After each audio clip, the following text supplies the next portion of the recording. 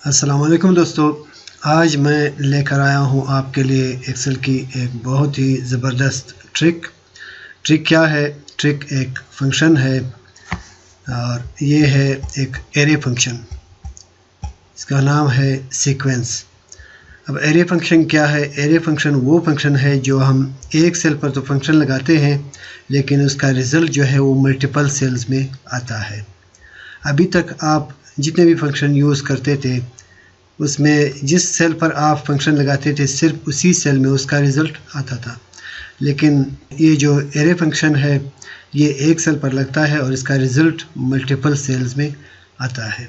ये array functions 2016 के बाद यानी कि 2019, 2021 और ऑफिस 365 में आया हुआ है। तो इसमें सबसे पहले हम सीखेंगे, और भी बहुत सारे एरे फंक्शन हैं। आज हम सीखेंगे sequence is equal to sequence bracket start. अब यहाँ पर इसमें 4 आर्गुमेंट्स है, रोज़, कॉलम्स, स्टार्ट, स्टेप। अब ये क्या है, वन बाय वन हम सीखेंगे। यहाँ पर सबसे पहले है रोज़। यहाँ पर ये देखिए मैंने सारे यहाँ पर नाम दिए हुए हैं रोज़। अब रोज़ किस तरह यूज़ होता है? रोज़ के लिए हम न्यूमेरिक डेटा देंगे। यहाँ पर मैं देता हूँ 10 और इसको क्लोज़ करते हैं। बाकी ऑप्शनल है, आप देना चाहे तो दे सकते हैं, ना भी देना चाहे तो यहाँ पर हम क्लोज़ कर देते हैं और इसको इंटर करते हैं। ये देखिए यहाँ पर सेल A6 पर हमने फंक्शन लगाया हुआ है, लेकिन इसका रिज़ल्ट मल्टीपल सेल्स में आ रहा है। एक तो एरे फंक्शन का ये है कि आप एक सेल पर लगाते हो, मल्टीपल सेल्स में उसका रिजल्ट आता है। और दूसरी बात ये है, यहाँ पर भी हम क्लिक करते हैं, ये देखिए यहाँ पर भी फार्मूला आ रहा है, लेकिन इसको अगर हम गलती से डिलीट भी कर दे तो ये डिलीट नहीं होता। इसको आप जितना डिलीट करना चाहें ये डिलीट नहीं होता। अब ये देखिए यहाँ पर जब हम बाहर आते हैं यहाँ पर कोई फार्मूला नहीं है, यूँ ही हम यहाँ पर एंटर होते हैं। यहाँ पर एक ब्लू कलर का जो लाइन है पूरे एरे के गिर्द ब्लू लाइन आता है। और यहाँ पर ये जो है इसमें फ़र्क ये है, जो पहला सेल है जिस पे हमने फंक्शन लगाया हुआ है वो यहाँ पर फार्मूला बार में इसका जो फ़ॉन्ट कलर है वो ब्लैक है और बाकी जो है ये ग्रे कलर हो जाता है। ठीक है, तो इसका मतलब है यहाँ पर जो हमने फंक्शन लगाया हुआ है ये हम ना एडिट कर सकते हैं ना डिलीट कर सकते हैं। इसको अगर हम एडिट करना चाहे F2 की से या यहाँ पर डबल क्लिक से हमें इसको एडिट करते हैं। ये देखिए यहाँ पर फार्मूला ख़त्म हो गया, जो ही हम एंटर करते हैं ये वापस आ जाता है। तो ये रो हो गया। अब रो क्या है कि यानी कि आपने सीक्वेंस, जिस तरह नाम से ज़ाहिर है सीक्वेंस 1 से शुरू होता है और 10 तक, यानी कि यहाँ पर हमने 10 दिया हुआ है तो 10 तक ये कंटिन्यू चलता है। अगर इसको मैं यहाँ पर 10 के बजाय 15 कर दूँ तो यहाँ पर ये देखिए 15 तक आ रहा है। इसके बाद है rows and columns. Row and column क्या है? यहाँ पर इसको डिलीट करते हैं, जो ही हम इसको डिलीट करेंगे बाकी वैल्यूज़ ऑटोमेटिक डिलीट हो जाते हैं। यहाँ पर is equal to sequence bracket start. यहाँ पर रोज़ देते हैं 10 कामा, कॉलम्स देते हैं 5 और इसको क्लोज़ करते हैं और इंटर करते हैं। ये देखें यहाँ पर 10 रोज़ तक और 5 कॉलम्स तक ये कंटिन्यू जो सीरीज़ है वो चल रही है। लेकिन किस तरह चल रही है ये देखिए, रो वाइज जा रहा है, 1 2 3 4 5, उसके बाद फिर 6 से 10 तक, उसके बाद 11 से 15 तक, यहाँ तक 50 तक आ रहा है। अब ये 50 टारगेट तो हमने नहीं दिया था, लेकिन इसने क्या किया कि इस सेल से लेकर नीचे 10 रोज़ और 5 कॉलम को इसने फिलअप कर दिया।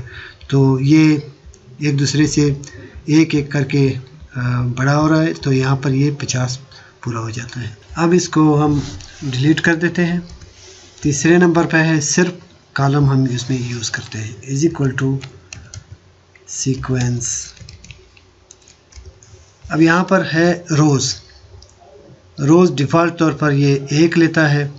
अगर हम यहाँ पर 1 टाइप करें तो भी ये 1 ही लेगा, और अगर हम इसको टाइप ना करें सिर्फ कामा दे तो भी ये 1 रो कंसीडर होगा। अब यहाँ पर हम 1 लिखते हैं कामा, कॉलम्स देते हैं 10 और इसको क्लोज़ करते हैं, यहाँ पर इंटर। ठीक है, यहाँ पर ये रो 1 है और कॉलम 10 है। अब यहाँ पर ये जो 1 है इसको हम डिलीट कर देते हैं, इंटर करते हैं, फिर भी ये इसी तरह काम करता है। और रोज़ में भी इसी तरह है, मैं यहाँ पर 10 रोज़ और 1 कॉलम देता हूँ तो भी ये यहाँ पर काम करता है। अगर हम यहाँ पर ये 1 ना भी दे तो भी ये काम करेगा। इसके बाद है रो और कॉलम्स एंड स्टार्ट। रो या कॉलम के साथ स्टार्ट जब हम देते हैं, रो भी दे सकते हैं, कॉलम भी दे सकते हैं, रो और कॉलम दोनों भी दे सकते हैं, और स्टार्ट भी देते हैं कि स्टार्ट हमने कहाँ से लेना है। इज इक्वल टू सीक्वेंस रोज़ हम देते हैं 15 और कॉलम हम नहीं देते, स्किप कर देते हैं, और स्टार्ट हम देते हैं 5, यानी कि हमें 5 से स्टार्ट करना है और क्लोज। एंटर करते हैं, ये देखें यहाँ पर कॉलम हमने नहीं दिया, इसने डिफ़ॉल्ट तौर पर 1 ही कॉलम उठाया, और रोज़ जो है ये 15 रोज़ है, यानी कि 6 रोज़ से शुरू होता है 20 रोज़ तक, ये 15 हो गए, लेकिन स्टार्ट हमारा 5 से है। ये देखिए अगर 5 के बजाय मैं 10 देता हूँ तो ये 10 से स्टार्ट करता है।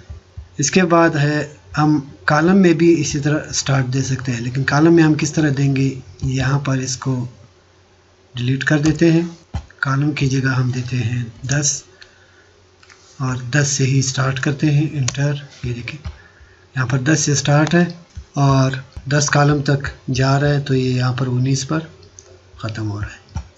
इसके बाद हम रोज़ और कॉलम दोनों को यूज़ कर सकते हैं। यहाँ पर रोज़ में 10 देता हूँ और कॉलम में 5 देता हूँ। स्टार्ट हम लेते हैं 10 से, यहाँ पर इंटर करते हैं, ये देखें यहाँ पर 10 रोज़ और 5 कॉलम्स, लेकिन स्टार्ट 10 से है तो यहाँ पर ये 59 पर एंड हो रहा है। अब इसको अगर हम स्टार्ट ना दें या 1 से स्टार्ट दे तो एक ही बात है, यहाँ पर हम 1 से स्टार्ट लेते हैं तो ये 1 से स्टार्ट हो गया, और अगर हम ये दे ही ना तो भी ये 1 से ही स्टार्ट लेता है। इसके बाद है रो और कॉलम्स स्टार्ट एंड स्टेप, यानी कि इसमें स्टार्ट भी हम देंगे और स्टेप भी हम देंगे। इसको डिलीट करते हैं।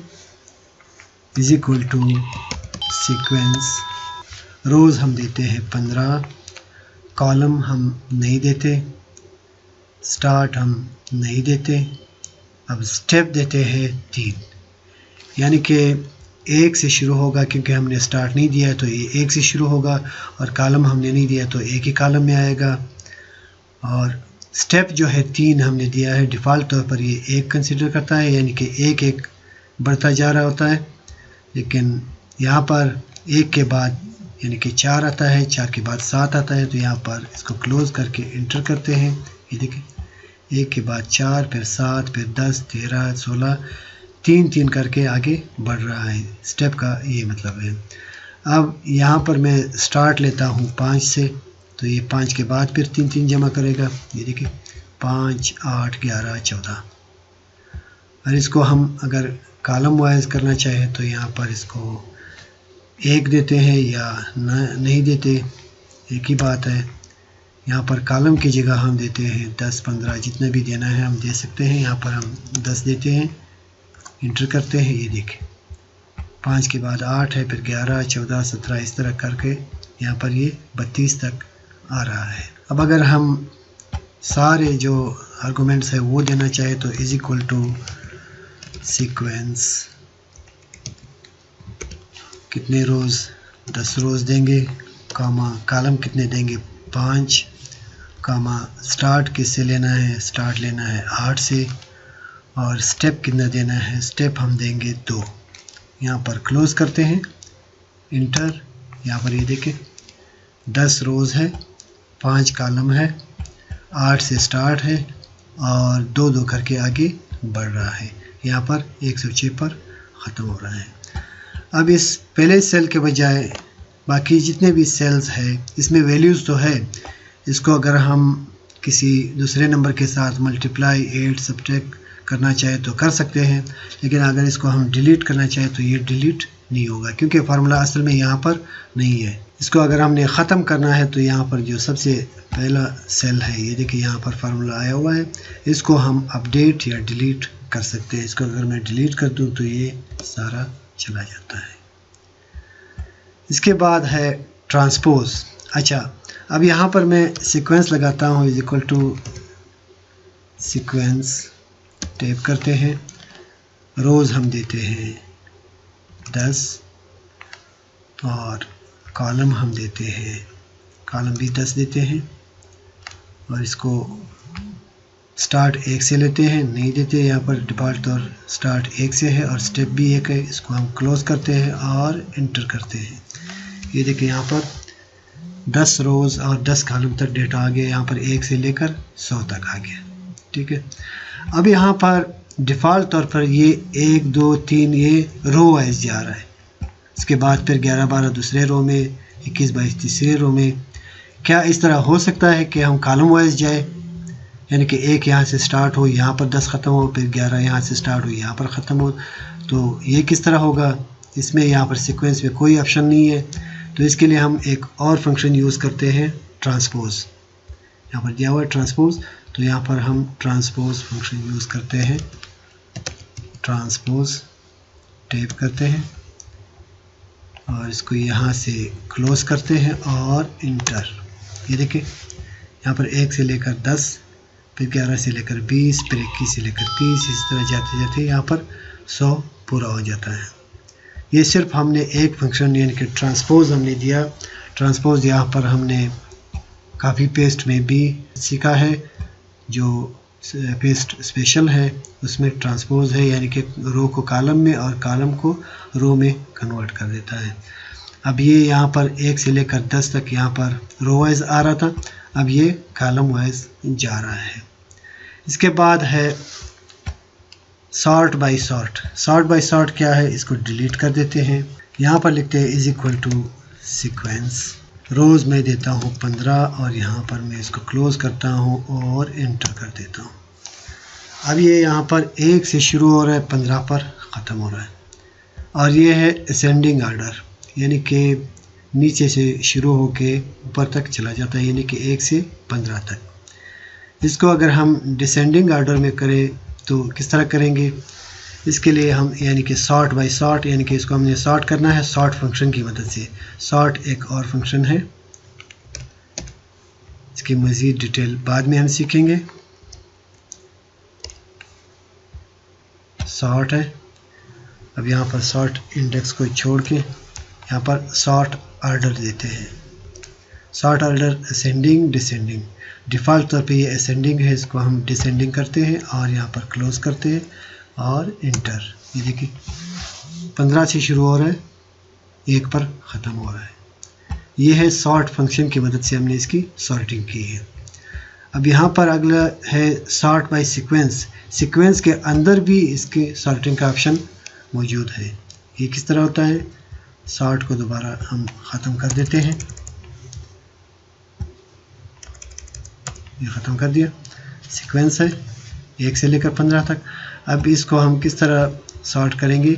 अब यहाँ पर है रो 15 है, कॉलम हम नहीं देते, स्टार्ट हम लेंगे, स्टार्ट दोबारा हम 15 से लेते हैं। अब इसको इंटर करते हैं। ये 15 से आगे जा रहा है, लेकिन हमें 15 से पीछे चाहिए, यानी कि 15 के बाद 14 13 12 इस तरह चाहिए। तो क्या करेंगे, यहाँ पर जो स्टेप है, स्टेप अगर हम ना दे तो ये 1 1 आगे जा रहा होता है, अगर हम 2 दे तो 2 2 आगे जा रहा है, लेकिन अगर हम -1 दे तो ये 1 1 पीछे जा रहा होता है। यहाँ पर इंटर करते हैं, ये देखिए यहाँ पर 15 से लेकर 1 तक जा रहा है। -1 हमने स्टेप दिया है, अगर हम -2 दे तो यहाँ पर ये 2 2 करके पीछे जाएगा। यहाँ पर ये सॉर्ट बाय सीक्वेंस हो गया। इसके बाद है use as a serial number is equal to sequence, यहाँ पर हम देते हैं 15, इसको इंटर करते हैं। अब यहाँ पर हमारे पास ये सीक्वेंस है, एक सीक्वेंस में यहाँ पर मैनुअल इंटर करता हूँ,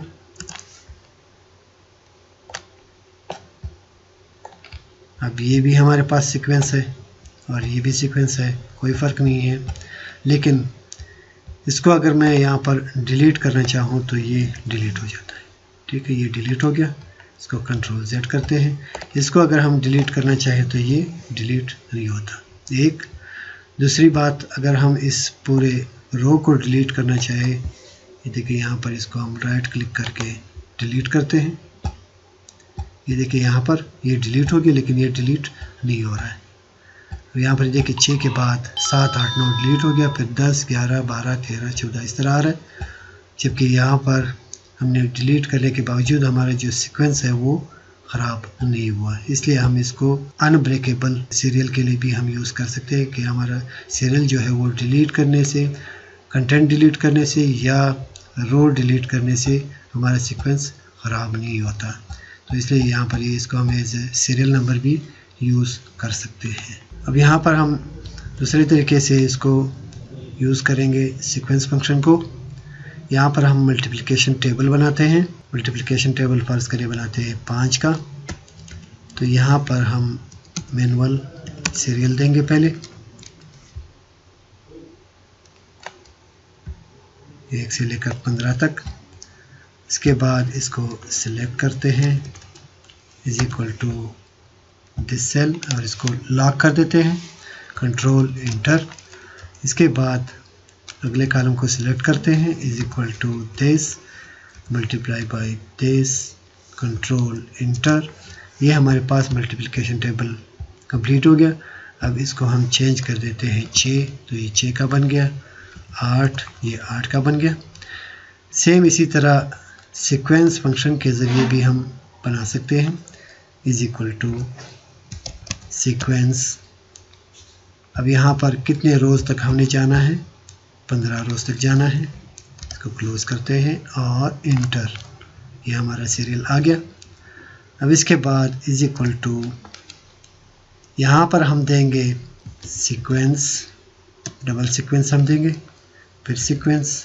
अब यहाँ पर हम कितने रोज़ तक जाना है वो हम देंगे, इनके 15 रोज़ तक जाना है। इसको क्लोज़ कर देते हैं, मल्टीप्लाई बाय दिस। यहाँ पर हम इसको इंटर कर देते हैं। ये देखिए यहाँ पर 8, 8 आ गया है।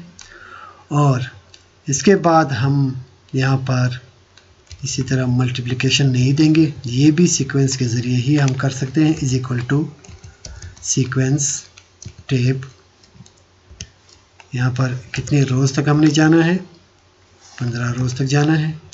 कॉलम कितने देने हैं, कॉलम हमने नहीं देना, एक ही सही है।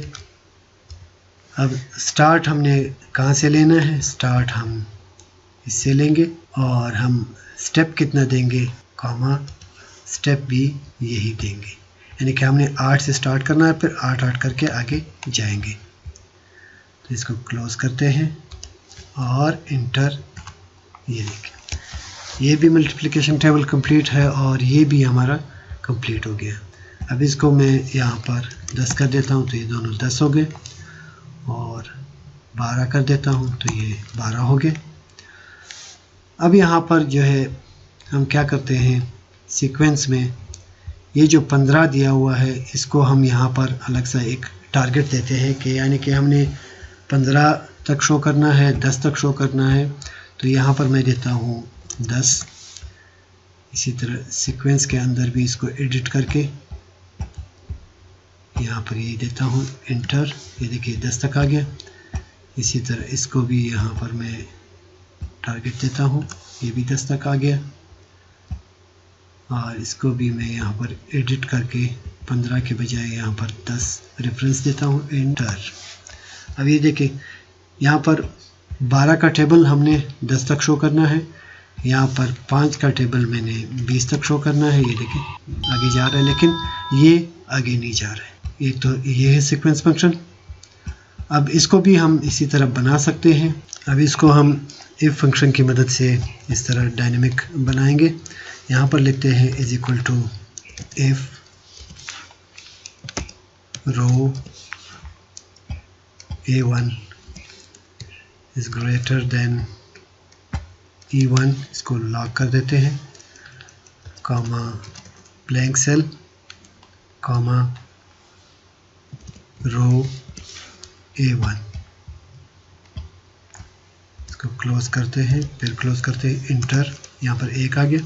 अब इसको नीचे हम कॉपी करते हैं कंट्रोल D की मदद से। अब यहाँ पर ये देखिए 20 तक आ गया, यहाँ पर ये रुक गया। इसको अगर हम 10 कर दें तो ये 10 पर ख़त्म होगा, इसको 20 कर देते तो ये 20 पर ख़त्म हो रहा है। सेम यही फार्मूला यहाँ पर हम अप्लाई करेंगे। तो इसको हम यहाँ पर कॉपी करके यहाँ पर हम पेस्ट करते हैं। अब इसको यहाँ पर क्या करेंगे, इसके बजाय इस सेल को हम रेफरेंस देंगे और इसको लॉक कर देते हैं।